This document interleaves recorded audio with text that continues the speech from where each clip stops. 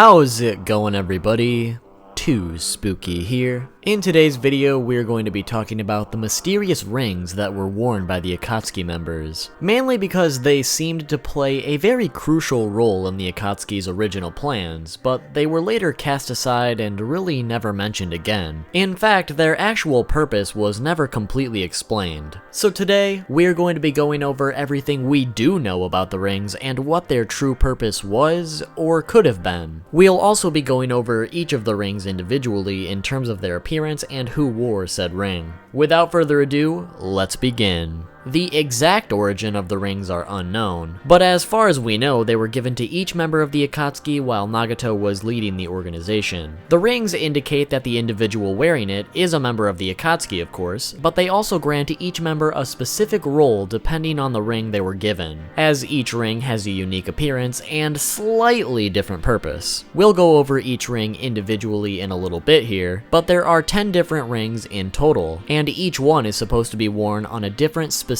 finger. To explain why that is, we need to mention the demonic statue of the Outer Path, which was the empty vessel for the Ten Tails. This statue was used to contain the different tailed beasts when they were sealed. The statue had 2 hands with 10 fingers like a normal person, and each member of the Akatsuki was assigned to stand on a specific finger of the statue, which correlates with the same finger they are wearing their ring. As we know, Nagato's goal with the Akatsuki was to seal each of the tailed beasts and use their power for some sort of kinjutsu or forbidden jutsu that was never named, to achieve peace through fear. In all honesty, with the sealing of the tailed beasts and everything, it seems more like Nagato was just trying to resurrect the Ten Tails himself and use that as his weapon to achieve peace, but we really don't know for sure, because it was never revealed to us. So essentially, these rings were somehow connected to the sealing of these tailed beasts. Each member would stand on their designated finger and focus their chakra into the statue to seal the tailed beasts one by one. In the process, the different kanji on their rings would appear on the fingers of the statue, indicating that the sealing is in progress. After a tailed beast was sealed, one of the statue's 9 eyes would then open. It was also mentioned that the 9-tailed fox had to be sealed last, otherwise the statue would be destroyed. So it appears that some sort of specific order was required in sealing the tailed beasts. With the 9 Akatsuki members that were present, this sealing technique would take 3 full days to complete, and it was also mentioned that it would take much longer than that if there were less people present. It originally appeared that the rings themselves were somehow crucial to this process, as they were held in very high value to the members. For instance, when Deidara lost his arm, he was more interested in recovering his ring rather than the arm itself.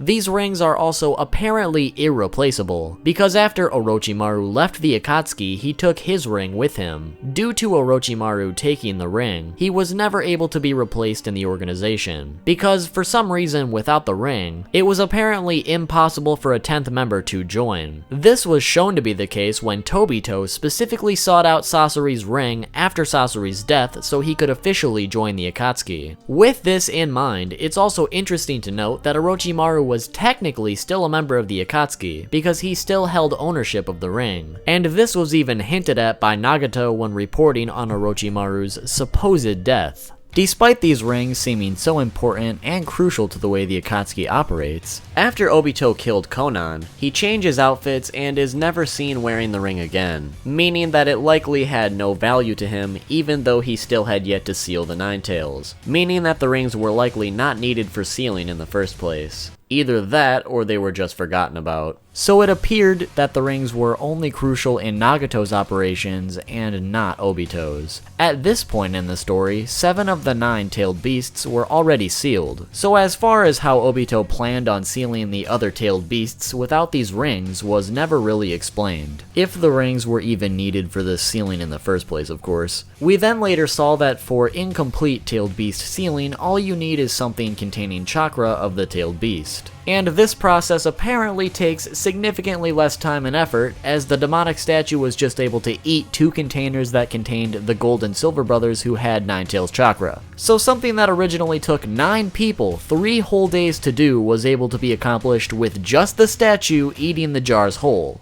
Yeah, that seems legit. I know this resulted in an incomplete version of the Ten Tails, but I'm still calling bullshit. On that note, that's pretty much everything we know about the rings and what they do or could possibly do. It's unknown if they actually hold any significance whatsoever in actually sealing a tailed beast, or if they held any true significance at all, but it appears they were meant for something much greater than what we got, as they were easily tossed aside without any explanation after being hyped up with some sort of importance. Before we move on to each individual ring, I felt it would also be a good idea to talk about some theories on what else the rings were used for. I came across an interesting theory that suggested the rings were essentially communication devices as well. We saw early on that the Akatsuki were capable of some sort of astral projection, so they could meet up to not only seal a tailed beast, but also communicate and strategize. How they were able to accomplish this astral projection was never explained either, but it appears that the astral projection is signaled and projected by Nagato as some sort of receiver. The theory for this is that the rings were handcrafted by Nagato, and the kanji within the rings were made of his black chakra receivers. This would then allow Nagato to send and receive telepathic messages and allow the astral projection to occur in the first place. These receivers could have also been Nagato's way of keeping tabs on each of the members in terms of where they were or even what they were doing. I feel like this could be easily possible because Nagato was alerted of Kakuzu's death and Hidan's defeat almost immediately. And he also found out about Orochimaru's supposed death, even though I don't see any other logical way he was able to obtain that information. I suppose it's also possible that Zetsu was just spying on everybody and reporting back to Nagato, but I guess we really can't know for sure. So if these theories were true, this would give the rings much more significance than we originally thought, and also give them a purpose. Let me know what you guys think of these theories, and if you have any other theories of your own in the comment section down below. Now to finish off the video, let's go over each ring individually, and let me just say I'm gonna mispronounce a few things here, so here's your trigger warning. We're going to be going from left to right, starting with the right pinky finger. The right pinky finger is the sign of the boar, with the kanji Gai. This ring was worn by Zetsu and its color is yellow. The right ring finger is vermilion, with the kanji Shu. This ring was worn by Itachi Uchiha and its color is red. The right middle finger is white, with the kanji Byaku Haku. This ring was worn by Konan and its color is white. The right pointer finger is known as blue or green, with the kanji Ao Sho. This ring was worn by Deidara and its color is teal. The right thumb is known as Zero, with the kanji Rei. This ring was worn by Pain and its colors have been depicted as both blue and yellow-orange. The left thumb is known as Jewel, with the kanji Gyoku. This ring was worn by Sasori and later Obito, and its colors have been depicted as both purple and a grayish color. The left pointer finger is known as 3, with the kanji San. This ring was worn by Hidan and its color is a dark orange. The left middle finger is known as North, with the kanji Hoku. This ring was worn by Kakuzu and its color is a greenish blue. The left ring finger is known as South, with the kanji Nan. This ring was worn by Kisame and its color is a bright orange. And finally, the left pinky finger is known as Void, with the kanji Ku. This ring was worn by Orochimaru and its color is a dark blue.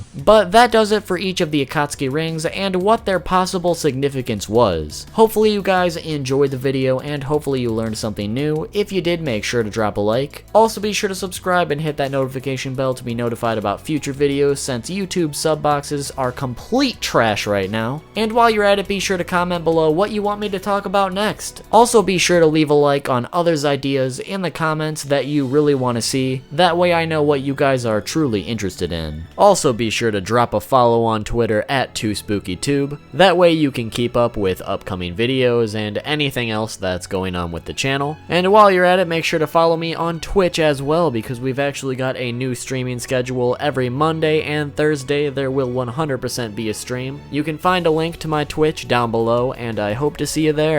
If you can't get enough of this Naruto Explained content, be sure to click here for every Kekkei Genkai in Naruto Explained, or an explanation of who the true Tobi was. The answer may surprise you. If that's not good enough, also feel free to click here for an explanation of Escanor's abilities from the 7 Deadly Sins. Anyways, thanks for watching, and I'll see you all soon with a new video.